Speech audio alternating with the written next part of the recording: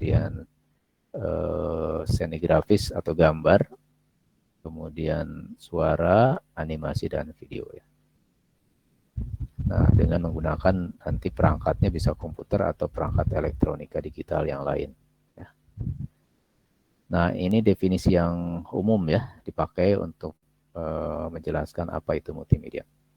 Kemudian yang kedua, contohnya ini membahas tentang lebih luas, jadi tidak hanya penggabungan ini, tapi juga terkait dengan, nah ini sebuah teknologi untuk mengumpulkan, memproses, mengedit, menyimpan dan menyajikan lebih dari satu media gitu, karena dua ya minimal pada saat yang bersamaan ya.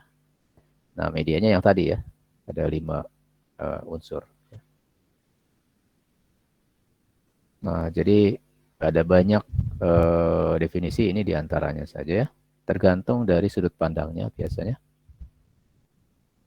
Nah yang lain ini ya, ini mesin yang bisa membuat, menyajikan, dan seterusnya, berbagai media. Kemudian yang keempat, nah ini aplikasi ya. Aplikasi ini ke arah software ya. Nah, jadi ini software gitu. Karena aplikasi itu bisa, dalam bahasa Indonesia kan terjemahannya adalah penerapan. Jadi ke arah lebih umum gitu ya. Nah, kalau yang keempat ini ke softwarenya. Jadi katakanlah software yang menggunakan berbagai elemen di sini ya. Nah, elemennya sama aja yang tadi, yang 5 tadi.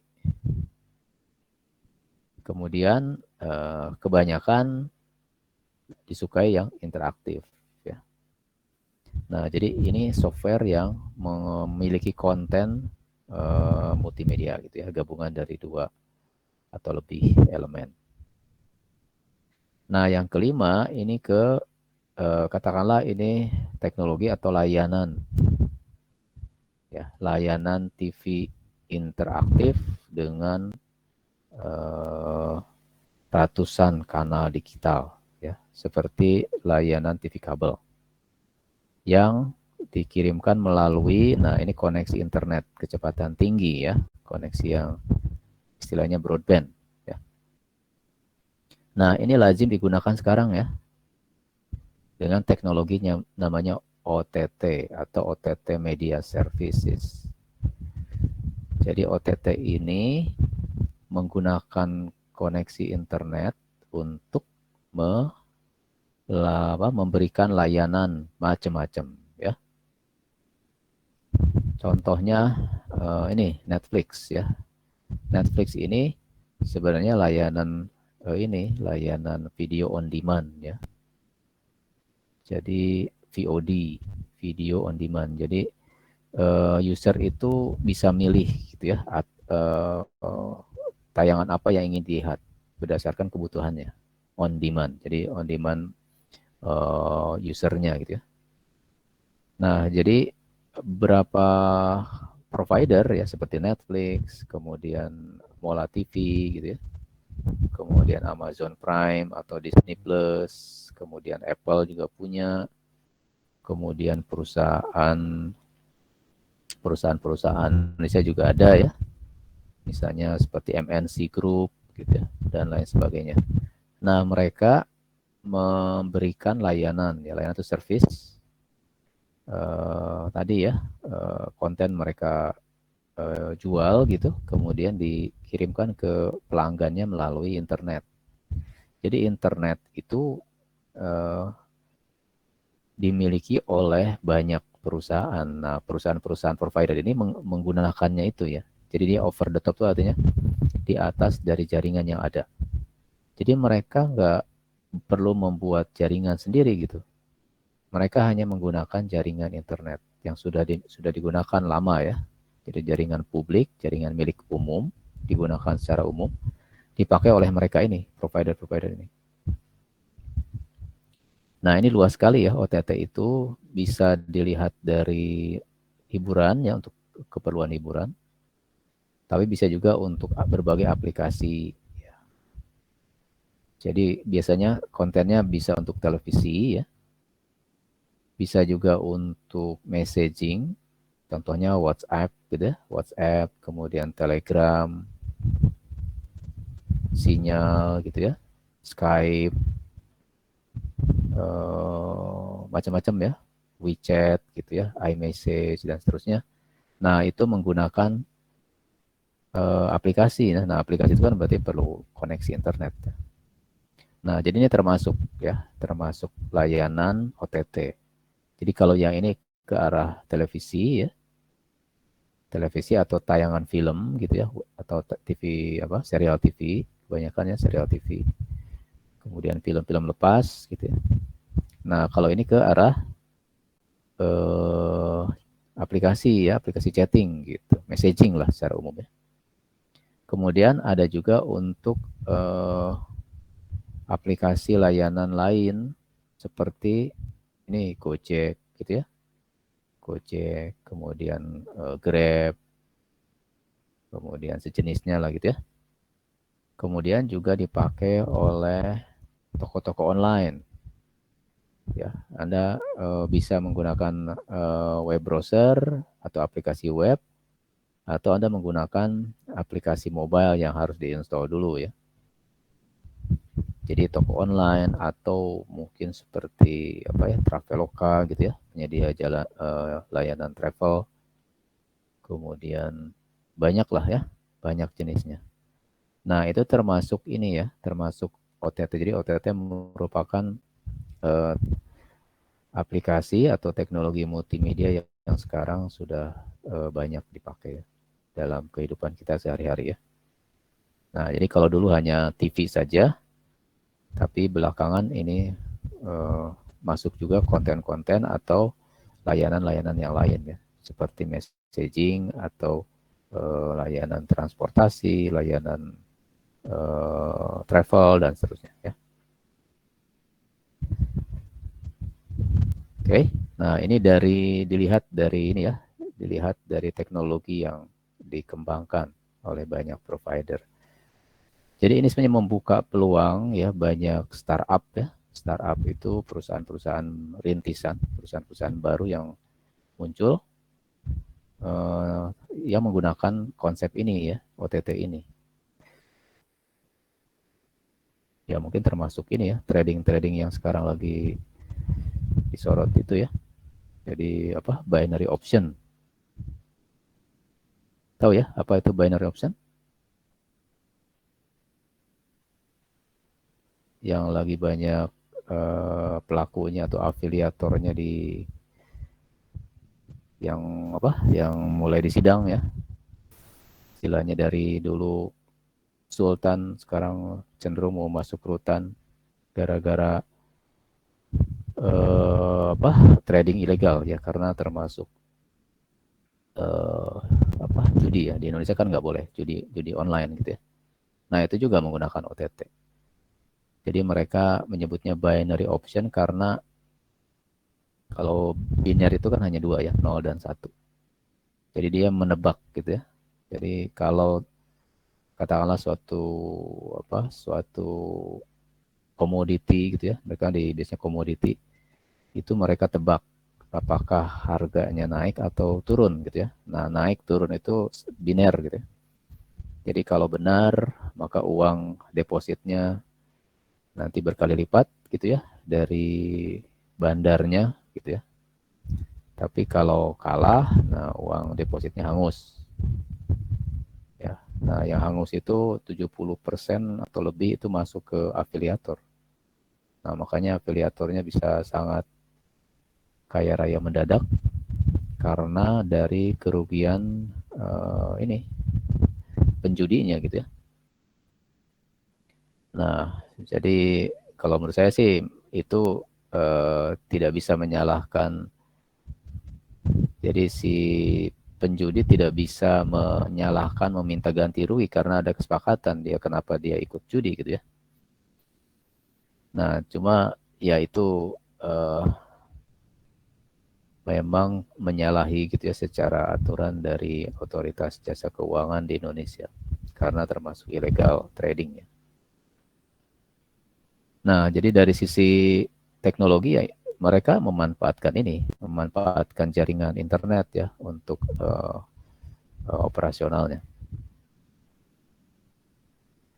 Oke ya, kemudian yang keenam ini terkait dengan definisi dari sudut pandang perusahaan komputer ya, pembuat komputer.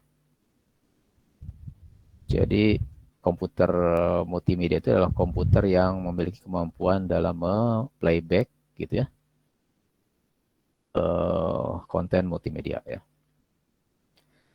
Oke ya, jadi dari sisi definisi pun multimedia itu sangat beragam, tapi ada benang merahnya ya.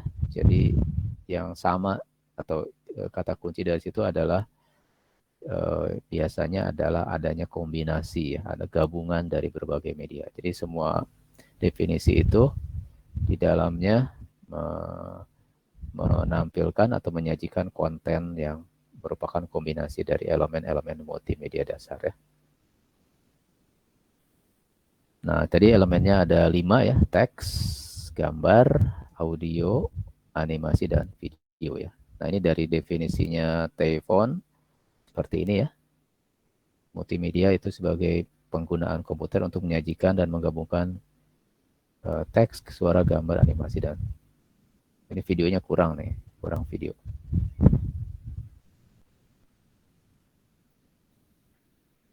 Ya, jadi kalau dilihat ada banyak ya, banyak perangkat, banyak komponen gitu ya yang membentuk sebuah multimedia ya. Nah, ini icon-icon yang termasuk bagian dari media ya. Jadi ada media macam-macam ya. Nah, kalau kita lihat di sini misalnya ada perangkat input ya. Ini ada remote, ini input. Kemudian ada display, ada kamera ya, ini input. Kemudian ada GPS. Ini juga input ya, karena dia mengambil koordinat dari jaringan GPS. Kemudian ada media player, ada USB flash disk, berarti ini media storage ya. Ada laptop, ini sebagai perangkat ininya komputernya kan, dan lain sebagainya. Jadi di sini ada banyak komponen ya dalam multimedia. Nah, ini yang lebih luas ya. Jadi media itu sebenarnya luas sekali, ada 5 ya kalau menurut ITUT atau sisi ITT. Jadi mulai dari persepsi, medium persepsi. Nah, ini terkait dengan panca indera ya. Jadi yang 5 tadi, teks, audio, video, animasi, dan gambar itu sebenarnya perception medium ya. Nah, selain itu ada namanya representation medium. Jadi medium yang digunakan untuk mengkodekan ya, persepsi ini ya. Perception medium ini dikodekan melalui berbagai kodek ya, atau encoder decoder. Mengubah dia menjadi kode biner. Kenapa dibinerkan? Karena perangkat komputer itu merupakan perangkat digital ya, yang hanya mengenali dan bisa memproses kode biner ya. Nah, kemudian yang ketiga, presentation. Nah, jadi ini media yang digunakan untuk menampilkan atau memasukkan ya, data ke dalam perangkat komputer. Jadi biasanya dibagi dua, ada yang input, medium input, dan medium output. Input ini macam-macam, output juga ya banyak. Nah, kemudian storage. Nah, storage ini terkait dengan medium untuk penyimpanan. Ya. Penyimpanan tuh bisa di dekat ya penggunanya atau di dalam jaringan ya, di tempat yang jauh, server misalnya ya. Nah, jadi secara umum storage ini dibagi 3 ya. Ada yang semikonduktor menggunakan solid state device ya. Jadi ini ada elemen memori. Jadi ada integrated circuit di situ ya. Ada IC. Kemudian ada yang magnetik ya, berbasiskan magnet. Ada juga optik ya. Jadi yang semikonduktor ya misalnya SIM card flash disk ya, kemudian RAM gitu ya.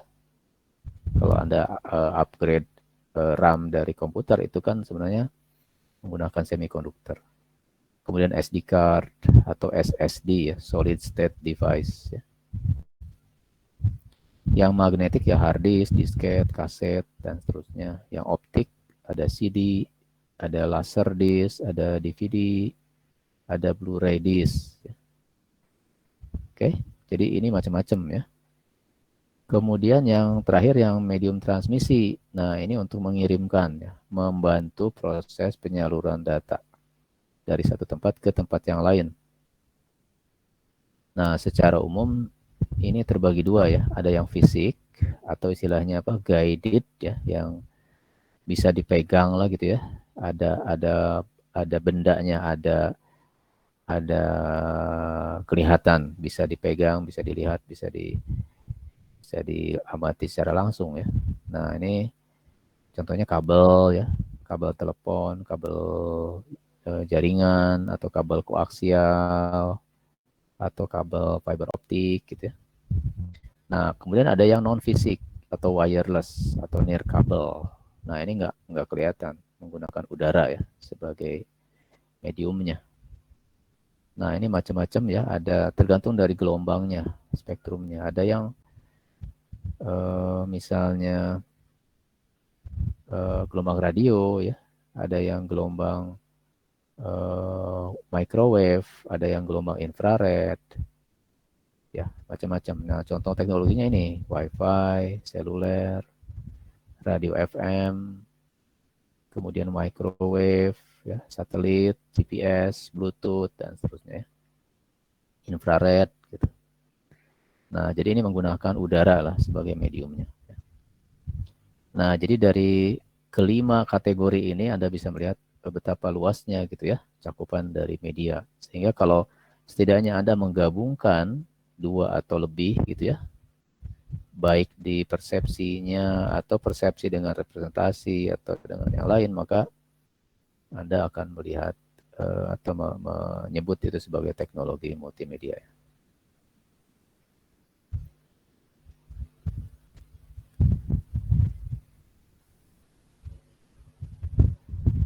Oke, kemudian nah ini ilustrasinya saya tambahkan ya. Nah ini representasi. Jadi tadi yang input output ya, ini komputer peripheral. Peripheral artinya perangkat luar ya, yang dihubungkan atau yang disambungkan ke komputer. Nah ada yang input, ada yang output ya. Nah yang input misalnya keyboard, keypad, mouse, remote, joystick, touchscreen, scanner, tablet, grafik ya. Ini untuk menggambar, ini biasanya pakai pena ya, pena khusus. Atau bisa juga pakai stylus ya. Kemudian mikrofon ini ngambil suara, kemudian kamera ngambil gambar atau ngambil video, webcam juga kamera, kemudian light pens. Ya ini diantaranya ya contoh dari input, ini contoh yang output. Ini monitor yang tabung, yang tebal, ini yang berat, yang model lama. Kemudian ini yang lebih ringan, lebih tipis ya. Ada macam-macam nanti, ada yang LED, LCD, LED gitu ya. Kemudian ada laser, printer, inkjet, kemudian dot matrix, speaker ya untuk suara, kemudian plotter untuk menggambar, mencetak ya hasil gambar. Kemudian juga proyektor ya. Nah, ini perangkat termasuk representation media. Kemudian storage. Nah, storage macam-macam ya. Ini mungkin udah beberapa sudah jarang digunakan ya. Nah, seperti ini disket ya. Ini udah jarang dipakai dulu sebelum eranya hard disk. Operating system tuh adanya di sini ya, disimpan di sini. Ini flash disk. Nah, kalau ini yang semikonduktor ya, kalau Anda bongkar sih bentuknya kayak IC ya, seperti ini contoh IC di sini. Nah, ini hard disk ya. Ini hard disk. Dia magnet ya. Magnet karena di sini di disknya itu ditaburi bubuk ferromagnet.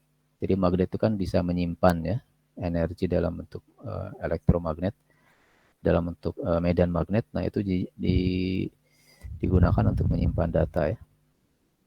Nah, ini yang kedua, ini membandingkan antara magnetic hard disk atau hard disk dengan solid state ya.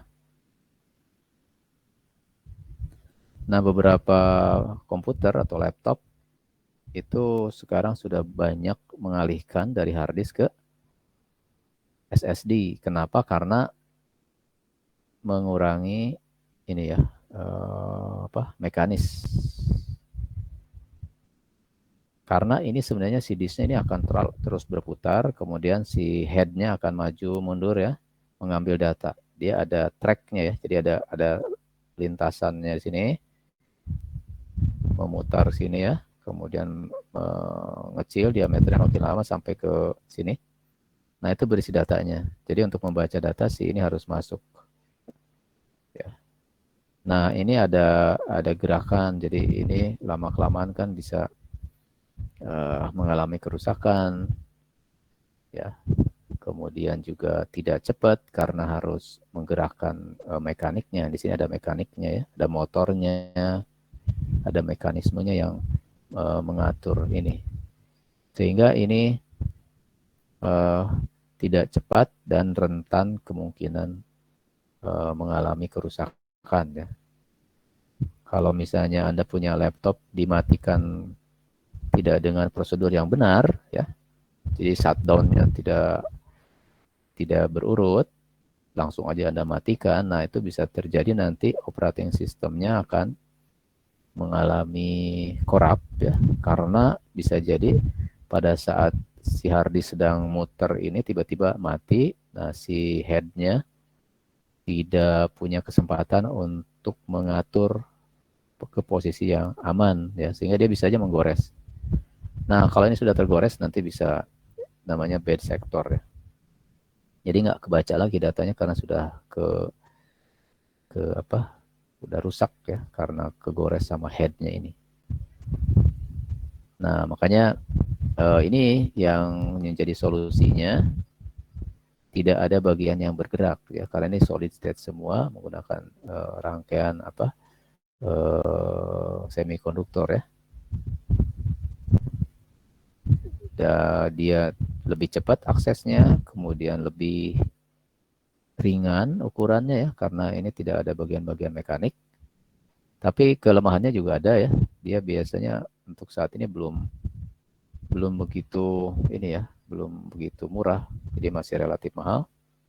Dengan kapasitas memori juga belum setinggi yang hard disk, walaupun ada harganya akan sangat mahal. Nah, ini kategorinya storage media ya. Nah, ini penyimpan di dalam jaringan ya. Contohnya ini produk dari Cisco ya. Namanya server atau storage server. Nah, ini bisa digunakan untuk menyimpan, speknya ini dia bisa sampai 600 terabyte ya. Jadi kalau Anda bicara ukuran penyimpan di memori ya, ukurannya kan ada byte, kemudian ada kilobyte, ada megabyte. Nah, mega itu juta ya, jutaan. Kemudian di atas mega ada giga, giga berarti miliaran. Nah, di atas giga ada tera. Nah, tera itu berarti triliunan. Nah, jadi ini kurang lebih 600 triliun byte ya, bisa disimpan di sini.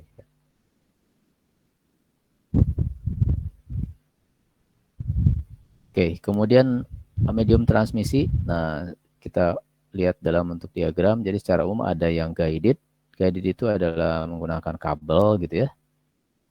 Jadi si sinyal itu tidak keluar, tapi terpandu di dalamnya ya, makanya guided.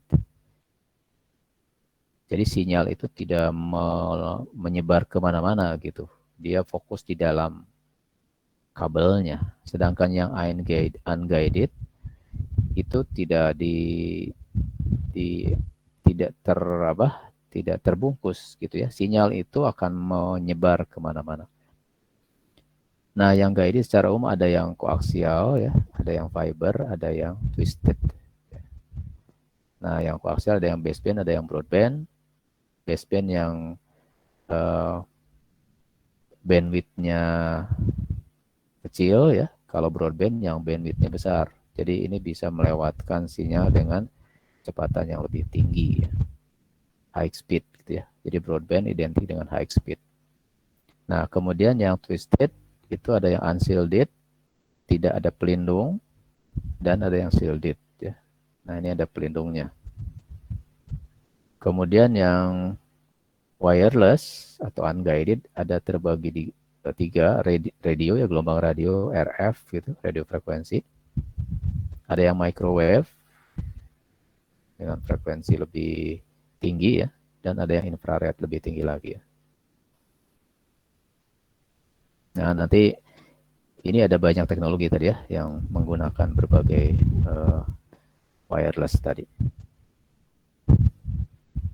Nah, kemudian mengenai aplikasi. Nah, kita lihat dari software ya. Jadi aplikasi multimedia itu adalah aplikasi atau software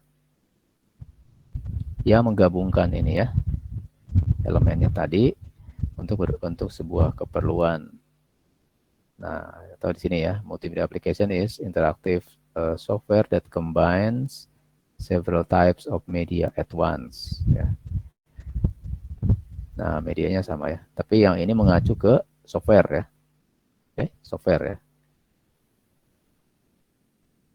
Nah, aplikasi ini memungkinkan kita mengubah ya cara orang belajar, cara orang bekerja, dan cara orang bermain. Nah, ini dipakai untuk berbagai keperluan di bidang pendidikan misalnya atau di tempat kerja, gunakan e-learning ya.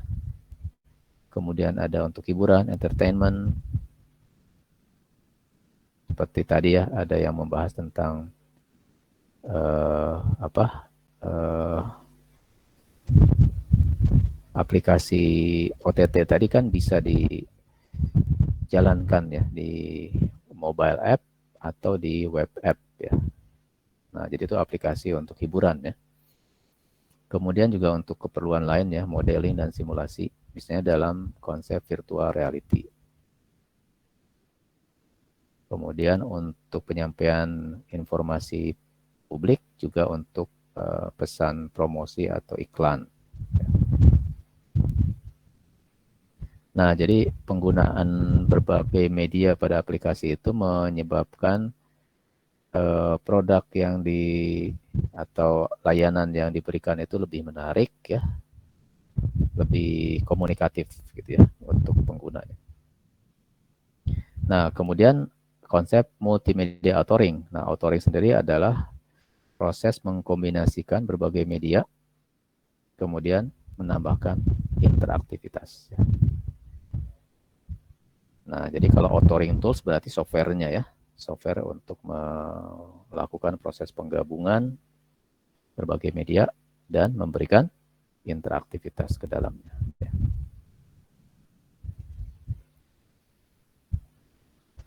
Nah, kemudian ini contoh aplikasi multimedia sebagai teknologi. Jadi aplikasinya di sini adalah penerapan ya.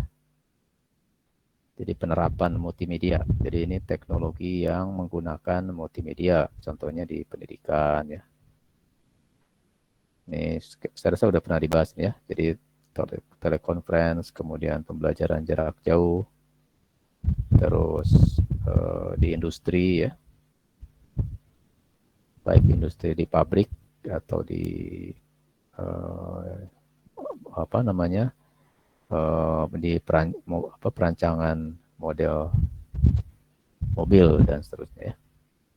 Kemudian di bidang kesehatan, di bidang budaya dan seni, kemudian di hiburan, game dan dunia hiburan ya. Nah, ini video on demand. Ini termasuk yang tadi ya, yang sekarang digunakan yaitu OTT. Nah, kemudian di aplikasi ya. Nah, jadi aplikasi itu bagian dari teknologi multimedia secara umum. Dan terakhir ini sistem ya. Nah, sistem multimedia itu sistem yang mampu memproses data dan aplikasi multimedia. Nah, jadi sistem yang paling dasar adalah komputer. Komputer adalah sebuah sistem multimedia karena komputer bisa memproses data dan aplikasi ya. Atau komputer yang lebih luas lagi ya bisa digunakan di perangkat gadget atau mobile mobile device ya seperti handphone,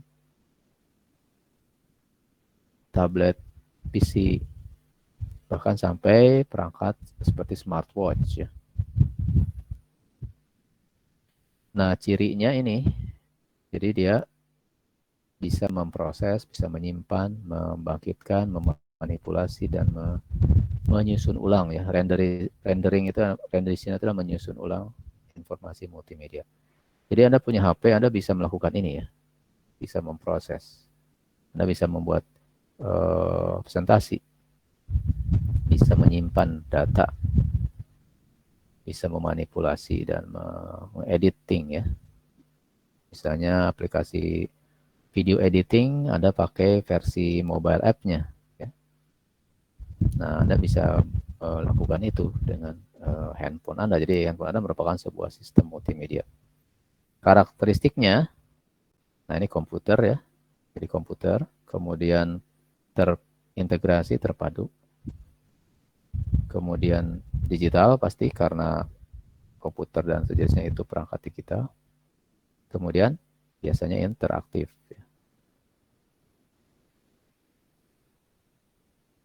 Nah, jadi ini ciri-ciri dari multimedia ya. Ciri-ciri sistem yang multimedia. Nah, jadi itu ya. Mungkin ada yang mau ditanyakan? Ini sedikit mereview dan menambahkan ilustrasi ya.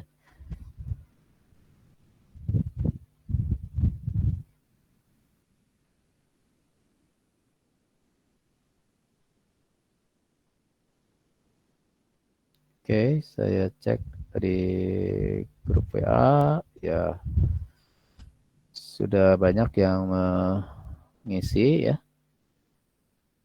Ada yang membahas mengenai Canva, oke, kemudian YouTube, ya, kemudian Zoom, TikTok, kemudian Instagram, juga ruang guru ya. Nah, jadi silakan nanti Anda analisis ya. Jadi jelaskan dulu misalnya apa itu Canva gitu. Nah, Anda jelaskan, cari referensinya mungkin dari web web resminya ya. Biasanya kalau awal ya, tahap awal sekali gitu ya, Anda mengacu ke ini Wikipedia misalnya ya. Nah, jadi ini tahap awal ya. Jadi informasi untuk kalangan awam misalnya ya, mulai dari sini dulu. Jadi entry kita pintu masuknya ya. Nah, misalnya dari sini. Nah, sebaiknya yang versi English ya, karena akan lebih lengkap ya. Kalau versi yang Indonesia, kalau teknologinya yang umum ya. Jadi biasanya yang English lebih lebih lengkap ininya kontennya ya. Nah, jadi ini mulai dari sini dulu ya. Misalnya Canva itu apa sih? Canva adalah sebuah platform desain grafis yang dibuat oleh orang Australia ya, yang digunakan untuk membuat grafik, kemudian untuk keperluan sosial media ya, presentasi, poster, dokumen, dan konten visual yang lain. Nah, aplikasinya meliputi template untuk bisa digunakan oleh user ya. Nah, jadi ini platform ya, platform ya. platform ini berarti apa namanya? Dulu pernah kita bahas ya di awal sekali. Apa itu platform? Ya. Nah, jadi hardware dan software yang mewadahi sebuah konten. Nah, jadi ini bisa berupa aplikasi ya, bisa juga berupa layanan ya. Nah, jadi canva.com gitu ya, kalau nama platformnya, nama apa domainnya, URL-nya di sini ya, websitenya. Nah, jadi Anda bisa mulai dari sini ya, mulai dari sini. Nah, nanti ambil hal-hal yang, karena ini juga nggak terlalu banyak ya, jadi Anda nggak cukup dari sini. Nah, kemudian Anda bisa cari sumber lain. Biasanya dari langsung dari ininya, dari webnya ya.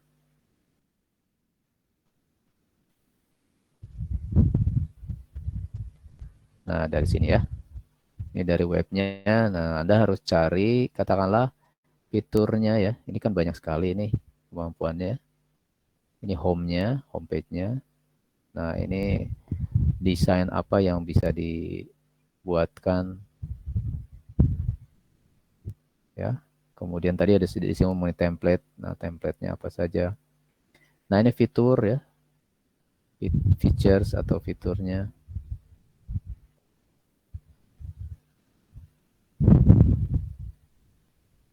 Ya. Nah, kemudian juga ini. Nah, ini ada course-nya. Nah, saya mau cari help-nya atau mau cari tentang webnya ini sendiri ya. Nah, Anda bisa lihat di mana gitu. Mungkin dari sini Anda bisa lihat getting started.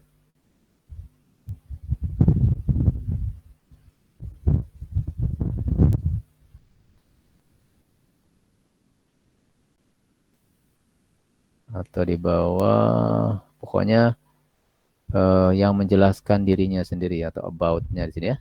Nah, ini company, ini ada about-nya.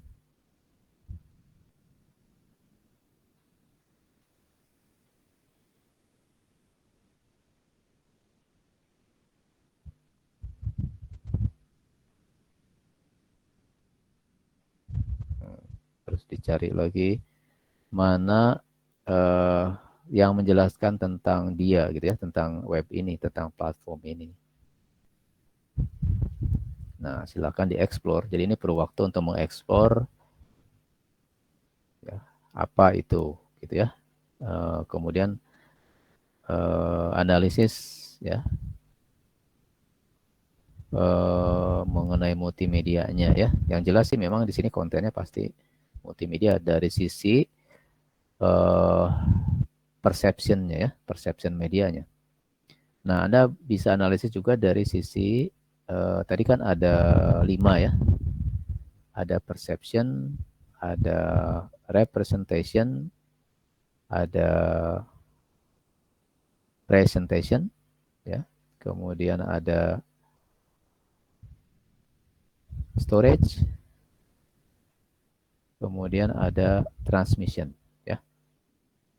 Nah, dari Anda bisa analisis dari sisi itu ya, kategori medianya khusus untuk ini Canva ini.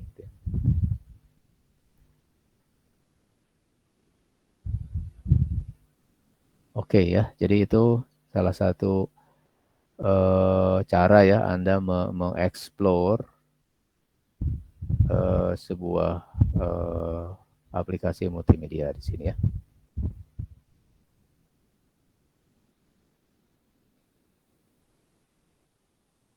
Oke, nah ini udah lengkap nih ya, sudah semua ada judulnya. Nah ini akan saya masukkan nanti ya di sini di course e-learningnya. Nah setelah itu tinggal Anda buat bersama ya mengenai masing-masing judul tadi ya. Nah saran saya gitu ya, Anda mulai dari Wikipedia ya. Jadi pintu masuknya ya. Jadi itu bukan sumber yang utama sebenarnya. Nah, sumber utamanya biasanya dari websitenya, kemudian dari sumber lain lah ya.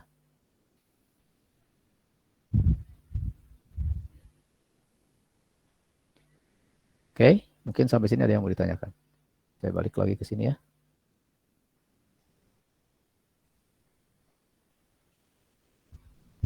Oke, ada yang mau ditanyakan?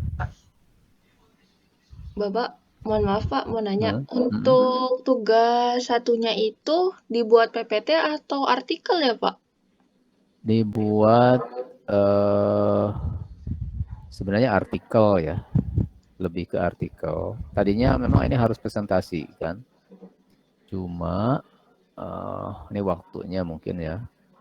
Nah, tapi gini, nanti saya aturnya gini, Anda presentasikan tapi buat video aja ya, videokan presentasinya. Jadi Anda nanti record videonya, disimpan di Google Drive, kemudian Anda share linknya ya. Jadi nggak perlu presentasi langsung gitu ya, maksudnya recording presentasinya. Nah, tapi yang dikumpul adalah artikelnya, bukan PowerPoint-nya ya. PowerPoint nanti dipresentasikan. Jadi yang hari ini itu Anda cukup kirim dulu artikelnya ya. Oke? Baik Pak. Iya. Nah, mengenai presentasinya nanti saya umumkan belakangan lah ya. Yang penting Anda siapkan dulu aja artikelnya. Nanti kalau saya, tapi kemungkinan tidak langsung ya. Jadi bentuknya recording aja karena nanti kita akan masuk ke materi yang berikutnya ya. Nah, untuk recordingnya boleh dipilih. Anda pernah gunakan OBS belum? Ada yang tahu Sering, OBS? Pak. Sering? Tahu, Pak. Oke. Nah, jadi nanti Anda bisa pakai OBS Studio ya untuk merekornya. Dan mungkin ada yang belum. Nah, jadi Anda pakai OBS ini. Ini Open Broadcaster Software namanya, singkatannya kepanjangannya. Jadi OBS adalah sebuah software atau aplikasi desktop. Artinya ini harus di-download, sesuaikan dengan versi operating system Anda. Nah, ini supportnya 8 ke atas ya. Jadi Windows-nya kayaknya yang 7 enggak. Kalau di sini ya mungkin versi yang lama ya. Nah, nanti Anda presentasikan, kemudian direkod menggunakan OBS Studio. Ya, nanti recordingnya misalnya formatnya MP4 gitu ya. Nah, Anda upload di Google Drive, kemudian diambil, di-share linknya ke saya ya. Nanti saya buatkan link untuk mengupload link dari rekaman presentasinya. Nah, gitu ya. Nah, ini kan kalau Anda record, jadi saya maunya saat record itu tidak satu orang ya. Jadi kan bisa aja Anda recordnya di Google Meet gitu ya. Nanti hadir setiap anggota kelompoknya, kemudian direkod di sana. Ya bisa ya seperti itu, atau Anda bisa merekod kalau bisa dengan menggunakan OBS. Nah, jadi yang belum punya OBS, silahkan nanti di install dulu. Ini free and open source ya. Kemudian kalau Anda ingin tahu cara menggunakannya, silahkan cari sendiri ya. Yang seperti ini ya Anda bisa cari sendiri di tutorial-tutorial, misalnya di YouTube itu banyak. Ya. Nah, jadi nanti ini bisa digunakan untuk merekod tugas-tugas presentasi ya. Atau merekod apapun, ada banyak kan yang kalau Anda konten kreator, mungkin Anda punya kanal YouTube ya, Anda bisa membuat kreasi video untuk kanal Anda, ya bisa gunakan ini ya, OBS Studio ini. Nah, saya berharap mungkin semuanya itu semuanya bisa menjadi seorang YouTuber ya dalam skala pendidikan ini ya.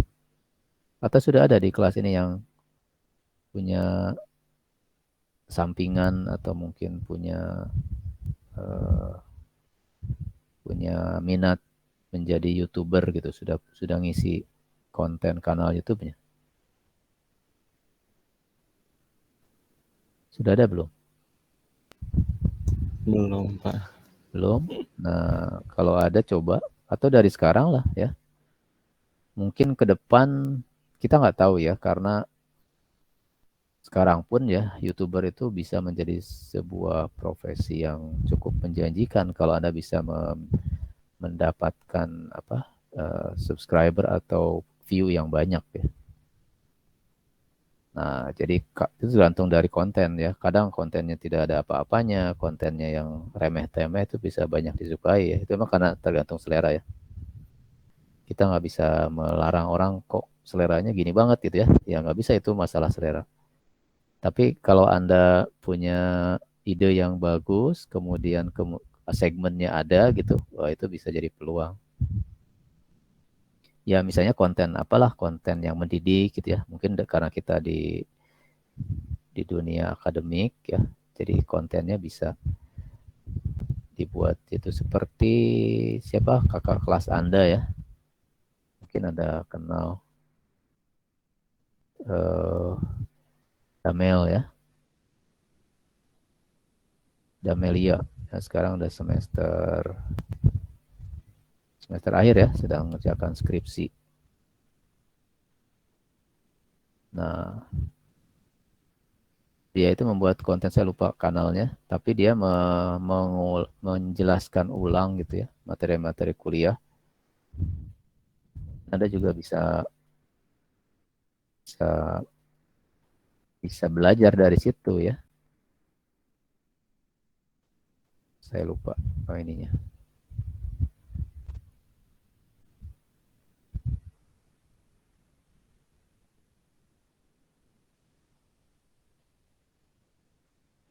Nah, jadi bagus sekali sih kalau Anda punya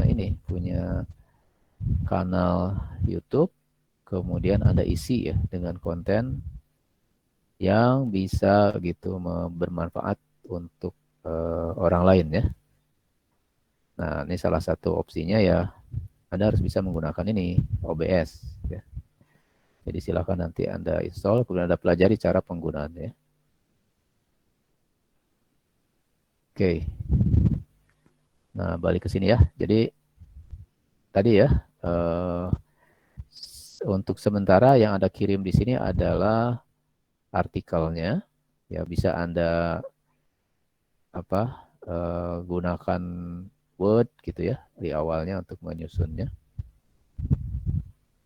Kemudian nanti Anda PDF-kan. Yang penting ini harus dalam format PDF. Nah, selanjutnya nanti saya umumkan, saya infokan untuk presentasinya. Nah, presentasinya tidak perlu real time ya, tidak perlu langsung. Cukup Anda presentasikan kemudian direkord ya. Pasti nanti akan saya infokan dan linknya nanti saya taruh di bawah ini ya untuk presentasinya. Oke, ada yang mau tanya lagi?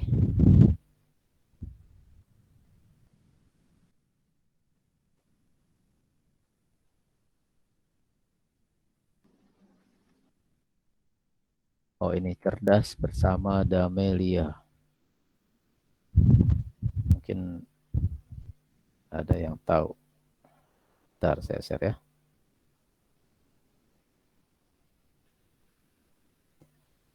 Dia udah 5 ribuan ya, udah 5 ribuan subscriber.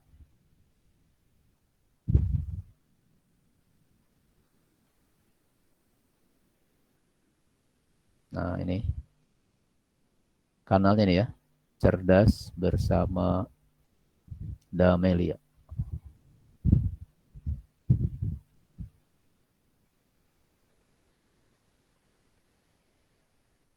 Ini sudah 5,58 kilo atau 5 ribuan lebih ya, 5,5 kilo subscriber. Oke. Nah, kontennya ini terkait dengan mata kuliah aja, khususnya di broadband kan, karena dia mahasiswi broadband.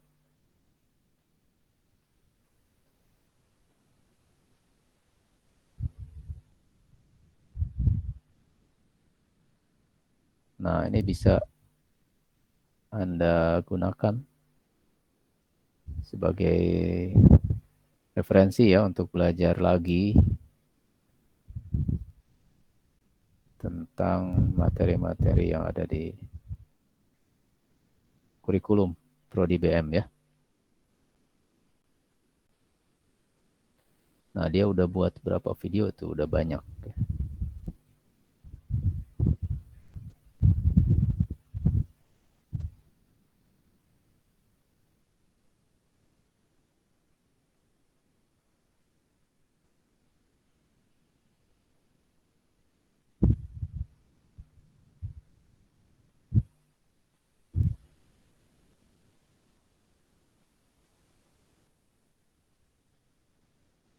Nah, dia sejak, saya nggak tahu awalnya ya, tapi kayaknya ya sejak jadi mahasiswi Prodi BM, jadi YouTubernya. Nah, ini kan selain dia bisa mengulang ya, jadi biasanya kalau orang ingin ingin bisa itu dengan cara mengajari orang lain ya. Nah, jadi dengan cara ini dia belajar. Jadi beda belajar kalau dituntut untuk mengajarkan ke orang lain. Ya, jadi pastikan dia akan lebih ekstra ya belajar. Nah, jadi siapa tahu ya, anak kan baru semester 2, nah bisa gitu membuat konten sebagai konten kreator. Yang jelas Anda harus menentukan kontennya apa. Ya, mungkin ada yang beda gitu ya. Dan bisa Anda, eh, saya yakin sih masing-masing konten tuh punya segmennya ya. Sepanjang itu bisa memenuhi gitu ya keingintahuan atau kebutuhan dari user yang atau penonton atau viewernya ya, itu bisa bisa ini bisa banyak gitu ya, subscribernya atau viewnya.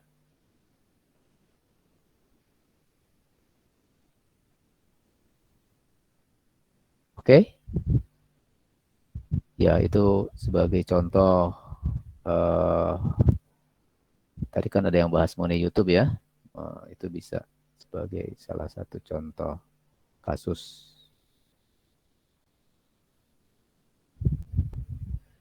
Ya, kita lanjutkan lagi.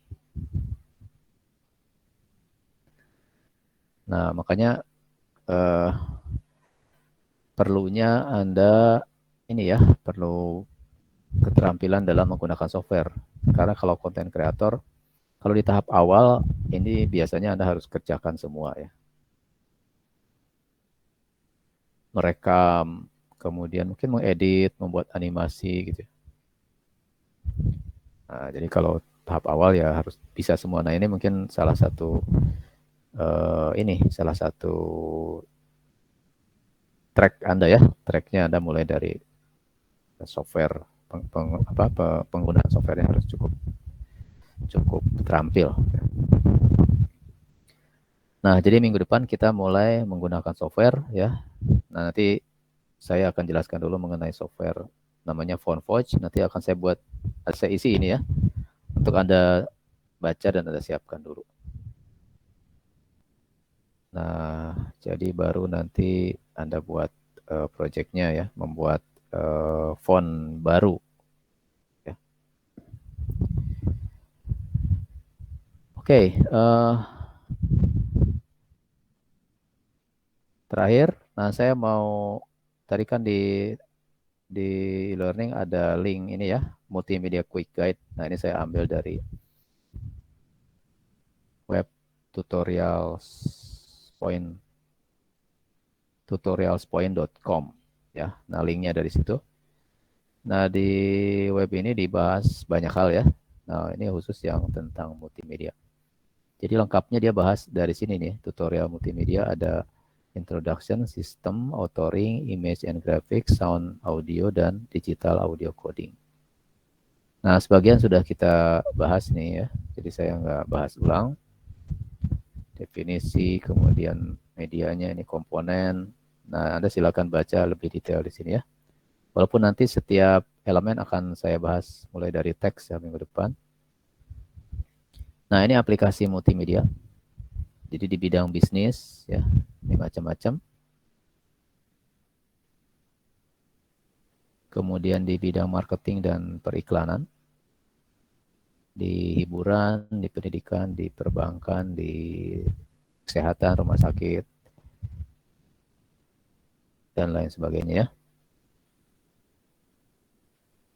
Nah, kemudian sistem multimedia, nah dari sisi hardware ya, ini hardware, prosesor, memori, input, output, ya dan seterusnya. Ini penjelasan lebih detail ya dari setiap perangkat.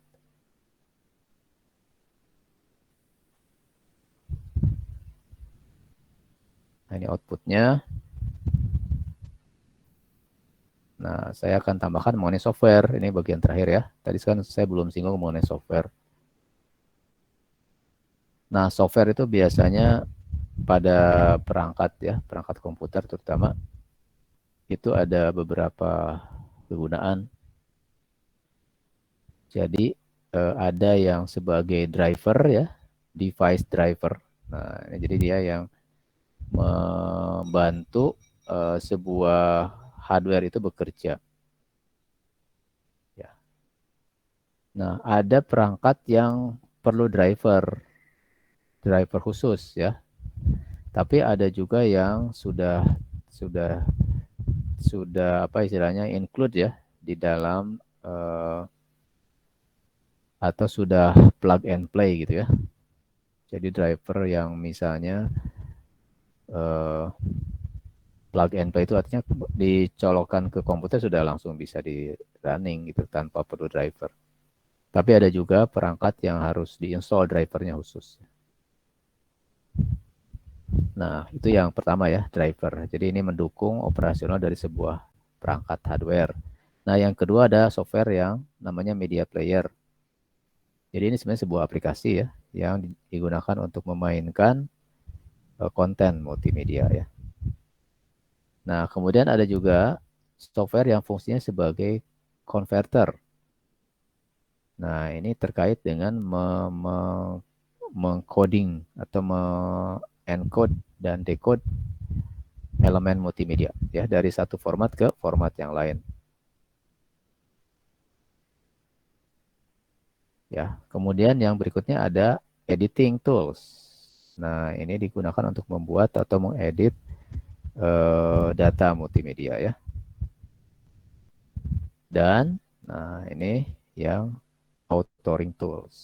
Jadi software yang digunakan untuk menggabungkan berbagai elemen multimedia, kemudian biasanya menambahkan tadi interaktivitas. Ya, jadi dari sisi software untuk multimedia itu ada 5 ya, 5 jenis software. Sekali lagi device driver, media player, kemudian conversion tools, editing tools, dan yang lebih spesifik authoring tools. Ya. Nah, kemudian, nah ini aplikasi multimedia ya untuk text editing.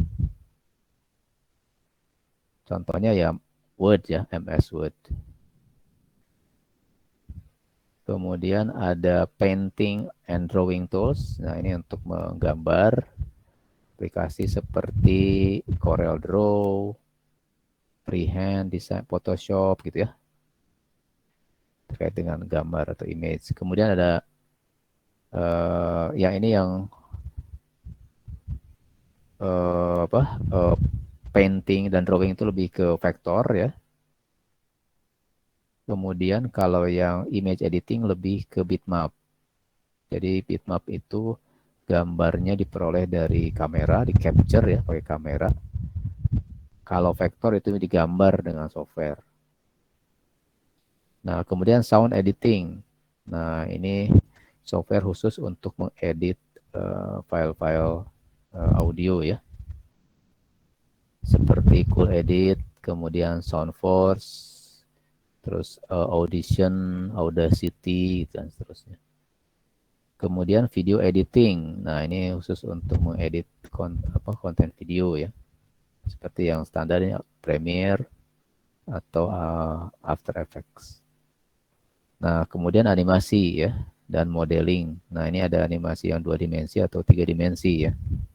Yang 3 dimensi contohnya ini ya, Maya atau Studio Max ya, 3D Studio Max. Dan yang terakhir adalah authoring tools. Nah, ini digunakan tadi untuk merakit ya, kayak merakit itu atau menggabungkan berbagai media. Kemudian menambahkan interaktivitas. Nah, ini kemampuan dari authoring tools bisa mengedit, bisa mengelola, menambahkan ya. Jadi mengelola itu artinya mengatur penempatan, mengatur urutan gitu ya.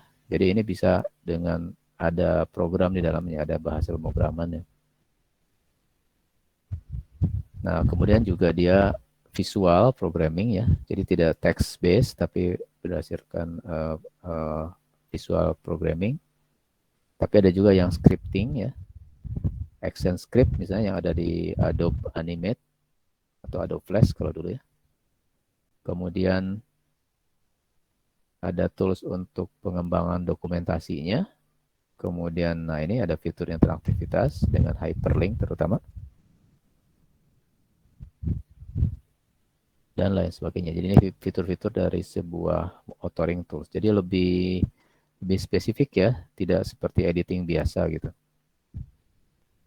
Nah, klasifikasinya ada beberapa. Yang pertama card based atau page based. Jadi ini seperti kartu-kartu ya. Jadi setiap slide gitu ya, kayak slide gitu bentuknya. Nah, contoh yang paling gampang ya PowerPoint ya. Karena dia bentuknya kayak slide. Slide itu kayak kartu ya. Nah, yang lain ada namanya Hypercard, kemudian Toolbook, Supercard. Nah, tapi beberapa aplikasi sudah tidak dikembangkan lagi ya. Nah, mungkin yang paling dasar adalah PowerPoint karena ini ada di Office. Ya, nah ini kelebihan dan kekurangannya dari bentuk card base. Kedua adalah icon base. Nah, ini menggunakan katakanlah icon-icon untuk pengembangan multimedianya. Contohnya ini outerwear, kemudian icon author. Dan yang lebih umum ini yang time base ya. Nah, time base ini menggunakan timeline. Jadi Anda bisa menyusun elemen multimedia itu di timeline-nya. Kemudian bisa ditambahkan berbagai efek ya.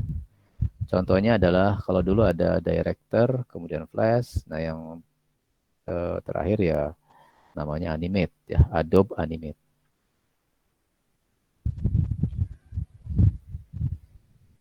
Dan yang terakhir ini ya,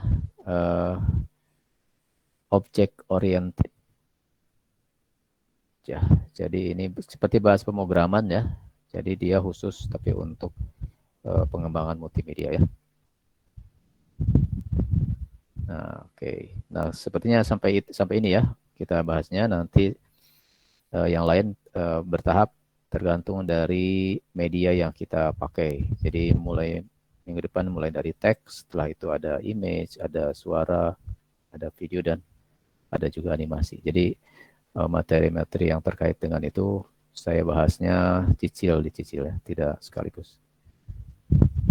Oke, ya. Jadi itu sebagai gambaran tambahan.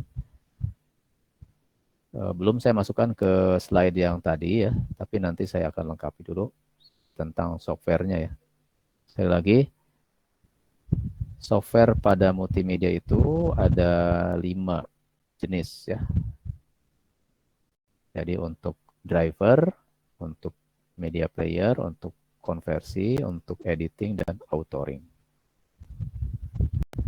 Nah, yang editing kita akan pelajari bertahap, mulai dari editing untuk teks atau font ya, khususnya font ya. Kalau teks itu Anda bisa pakai Word. Nah, kemudian berikutnya untuk image, untuk audio, dan seterusnya ya. Nah, jadi ini lebih banyak kita pakai di setiap project. Dan yang terakhir, nanti project terakhirnya kita akan gunakan authoring tools.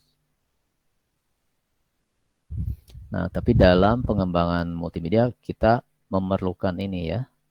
Nah, jadi kelima ini nanti Anda harus tahu kegunaan dan cara menggunakannya ya.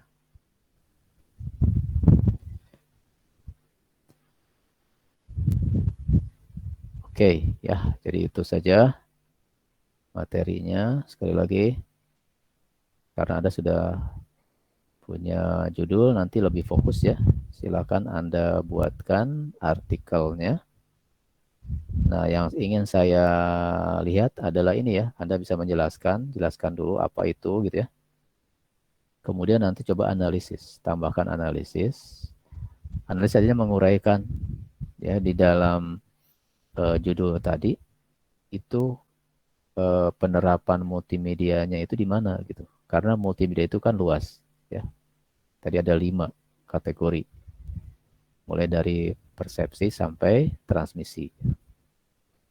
Nah, coba Anda uraikan sejauh yang Anda ketahui ya, karena Anda kan mungkin belum banyak ya materi yang diperoleh secara misalnya di bidang transmisinya, di bidang storage-nya, di bidang coding-nya gitu. Nah, tapi apa yang bisa Anda jelaskan? Anda bisa cari dari sumber yang lain. Ya, oke ya. Itu targetnya.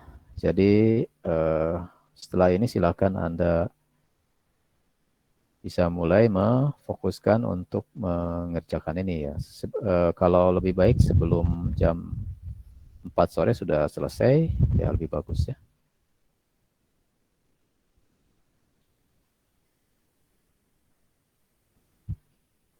Oke, terakhir ada yang mau ditanyakan?